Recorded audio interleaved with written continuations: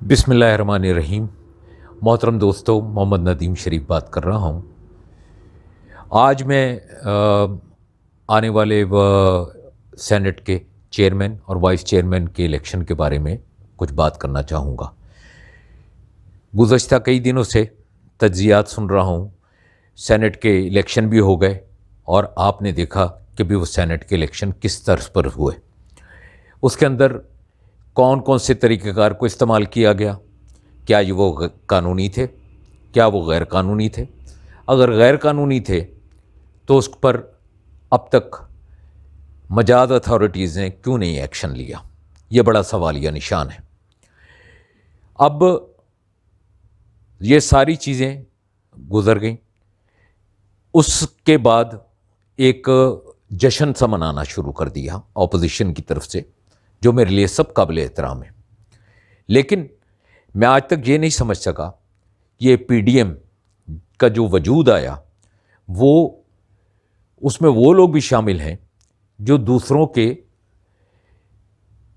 نالائقیوں کو، دوسروں کے کرپشن کو چھپانے کے لیے متحد ہوئے ہیں، اور کچھ ایسے حضرات جن سے میں کبھی بھی توقع نہیں کر سکتا تھا کہ وہ یہ ایسے عمل کا حصہ بنیں گے۔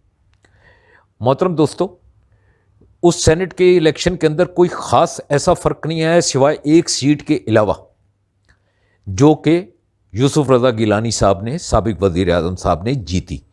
جس طریقے سے بھی جیتی وہ آپ لوگوں کو بھی علم ہے، اور ساری دنیا کے اندر اس کا شور شرابہ بھی ہوتا رہا ہے، ہمارے مختلف میڈیا پر بھی، چینلز پر بھی ہوتا رہا۔ لیکن باوجود اس کے کہ جو ہمارے پرائیویٹ چینل ہیں، انہوں نے اس کو بے نقاب کرنے کے بجائے بہت ساروں نے اس کی حوصلہ افزائی کرتے رہے۔ اس کے بعد سب سے پہلا قدم جو وزیر اعظم صاحب نے لیا وہ قابل ستائش ہے، اس کو میں ضرور کہتا ہوں کہ انہوں نے بہت بڑا قدم لیا، اور 30 سال کے بعد کسی وزیر اعظم نے یہ قدم اٹھایا تھا۔ انہوں نے خود سے اپنے آپ کو اعتماد کے ووٹ کے لیے پیش کر دیا۔ ایک قانونی طریقہ کار جو ہے اسمبلی کے اندر چل رہا تھا، اور ایک غیر اخلاقی طریقہ کار جو ہے اسمبلی کے باہر اسی وقت چل رہا تھا۔ وہ غیر اخلاقی اور غیر متوقع قسم کا جو ہے طریقہ کار جو ہے کسی کو پسند نہیں آیا، جس میں کچھ ہمارے نامی گرامی لیڈران تھے، اور انہوں نے بلا وجہ وہاں جا کر پریس کانفرنس کی۔ حالانکہ اس کے بعد انہوں نے کسی جگہ بیٹھ کر اور بھی پریس کانفرنس کرنی تھی، وہ پریس کانفرنس وہیں کی جا سکتی تھی، لیکن ایسا نہیں ہوا۔ وہاں پر آئے، اور کیونکہ اس ڈی چوک پر وہاں پر لوگ جو ہے نا، اپنے وزیر اعظم کی محبت میں بہت سارے لوگ جمع تھے، اور جب انہوں نے اس کے خلاف بولنا شروع کیا تو لازمی سی بات ہے کہ ان کا ایک ری ایکشن سامنے آیا، اور انہوں نے نعرے بازی شروع کی۔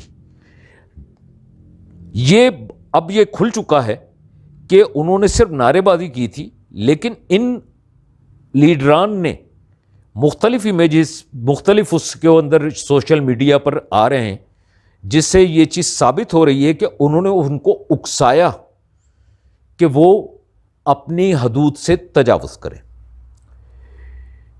بہرحال اس کو میں کسی طور پر بھی اچھا نہیں مانتا کہ بھی یہ اچھی چیز ہوئی ہو، خصوصاً کسی خاتون کے ساتھ۔ محترم دوستو، اس کے بعد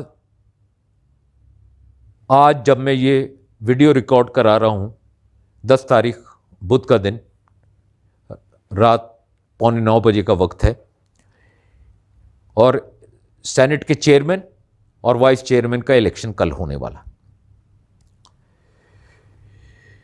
یہاں ایک عجیب صورتحال پیدا ہو گئی ہے، اور عجیب صورتحال اس طرح کی ہے کہ ایک تو یوسف رضا گیلانی صاحب کا نام جو ہے پہلے ہی مولانا فضل الرحمان صاحب چیئرمین کے لیے پیش کر چکے ہیں، اور اب ساتھ انہوں نے اپنے ایک قریبی ساتھی کا نام جو ہے نا وائس چیئرمین کے لیے جو ہے پیش کیا ہے کہ ان کو جو ہے وائس چیئرمین کے لیے کینڈیڈیٹ بنایا جائے۔ یا پی ڈی ایم کے اندر پھوٹ تو آپ کو نظر آ رہی ہے، سمجھ میں آ رہی ہے. کیا یہ دونوں نام ساری پی ڈی ایم کے لیے ایکسیپٹیبل ہوں گے؟ کیا نون لیگ اس کو مانے گی؟ کیا نون لیگ نہیں چاہے گی کہ وائس چیئرمین ان کا ہو یا سینٹ کا چیئرمین ان کا ہو؟ یہاں پر میں تھوڑی سی بات آپ سے اور کروں گا. وہ یہ ہے کہ ایک تو جو آزاد سینیٹر جیتا، انہوں نے جو ہے پی ٹی آئی میں شمولیت اختیار کر لی، اور دوسری طرف سنجرانی صاحب نے، جو کہ اس وقت سینٹ کے چیئرمین، انہوں نے مولانا فضل الرحمان صاحب کے کینڈیڈیٹ کو دعوت دے دی اس چیز کی کہ وہ ہماری طرف سے کینڈیڈیٹ بن جائیں وائس چیئرمین کے لیے. اب صورتحال بہت گمبھیر ہے. اگر وہ سینٹ کے چیئرمین کے وائس چیئرمین کے لیے اپنے آپ کو نامینیٹ کرتے ہیں تو ان کے لیے سپورٹ بھی وہ سنجرانی صاحب کو کریں گے، اور یہاں پر پی ڈی ایم کی پھوٹ نظر آئے گی، اور یہی چیز کا تاثر بھی ہوگا کہ یہ مولانا فضل الرحمان صاحب کی جماعت صرف گورنمنٹ کے اس میں جو ہے نا رہنا چاہتی ہے. محترم دوستو، واضح صورتحال یہ ہے کہ اب میرے کئی دوستوں نے اور میں نے دوسروں کے بھی تجزیات سنے ہیں کہ چیئرمین وائس چیئرمین سینٹ کا پی ٹی آئی جیت جائے گی. اس کی وجوہات میں نے آپ کو بتا دی. یہاں پی ڈی ایم کے آپس کے اختلافات جو ہے منظر عام پر آ رہے ہیں، لیکن افسوس ہے کہ جو چینلز ہیں وہ اس کو صحیح طور پر کوریج نہیں دے رہے، بلکہ سوشل میڈیا اس کو جو ہے اس وقت زیادہ اجاگر کر رہا ہے. یہ کتنی بڑی بات ہے کہ اگر عمران خان صاحب نے خود سے اپنے آپ کو پیش کر دیا اور بلا اس کے دباؤ کے یہ کہہ دیا کہ جو میرے خلاف ووٹ دینا چاہتا ہے میرے خلاف ووٹ دے، اور میں اس پر کوئی کسی قسم کا مجھے اعتراض نہیں ہوگا. یہ ان کا بہت بڑا پن ہے. انہوں نے بہت بڑے پن کا مظاہرہ کیا اور پھر سے اعتماد کا ووٹ لیا، بلکہ 2 ووٹ زیادہ لیے جب وہ وزیر اعظم بنے تھے. اس سے وہاں پر دیگر جماعتوں نے بھی بھرپور ساتھ دیا اور آگے بھی بھرپور ساتھ دینے کا وعدہ بھی کیا. یہ ایک پاکستان کی ہسٹری کا بہت اچھا تاثر قائم کیا گیا. کیا اس وقت کے حالات کے اندر صرف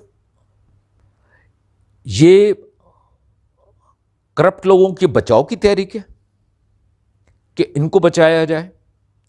تو محترم دوستو، ایسا نہیں ہونا چاہیے، بلکہ گورنمنٹ کو جو ہے اسموتھ طریقے سے چلنے دینا چاہیے. گورنمنٹ کے اندر کوئی خامیاں ہیں تو اس کو اجاگر کرنا چاہیے، بجائے اس کے کہ بھی اس کی صرف مخالفت برائے مخالفت کی جائے. یہ اچھی بات نہیں. آج ایک عذرائے مذاق ایک لیڈر کے نام سے ایک پوسٹ میں نے دیکھی جو کسی نے مذاق میں بنائی تھی کہ جو ووٹ 5 کروڑ کا ملتا تھا آج 10 کروڑ کا بھی نہیں مل رہا، اور عمران خان صاحب سے جو ہے مہنگائی کنٹرول نہیں ہو رہی. میں نام نہیں لوں گا لیڈر کا، جن کے سے منسوب کر کے یہ واٹس ایپ پر جو ہے نا ایک مزاحیہ کہہ لیں آپ اس کو. تو اگر اس کو مہنگائی کہتے ہیں تو بھائی یہ تو بہت اچھی مہنگائی ہے. کیا یہ لوگ جو عوام کے ووٹوں پر آئے تھے، کیا انہوں نے عوام کے ووٹوں کو بیچا نہیں؟ پیسے جب لیے اور سینٹ کے الیکشن کے اندر میں امید کرتا ہوں کہ کل یہ کام نہیں ہوگا انشاءاللہ تعالی، اور پی ٹی آئی بآسانی انشاءاللہ تعالی یہ الیکشن جیت جائے گی۔ ایماندار کے ساتھ، ایمانداری کے ساتھ چلنا چاہیے۔ ہاں، اگر کہیں ان کی غلطی کوتاہی ہے اس کو ضرور اجاگر کریں۔ کچھ دن 2 دن پہلے جو سندھ اسمبلی کا اجلاس ہوا، اس میں نشاندہی کرنے کے لیے اپوزیشن نے، یعنی پی ٹی آئی کے لوگوں نے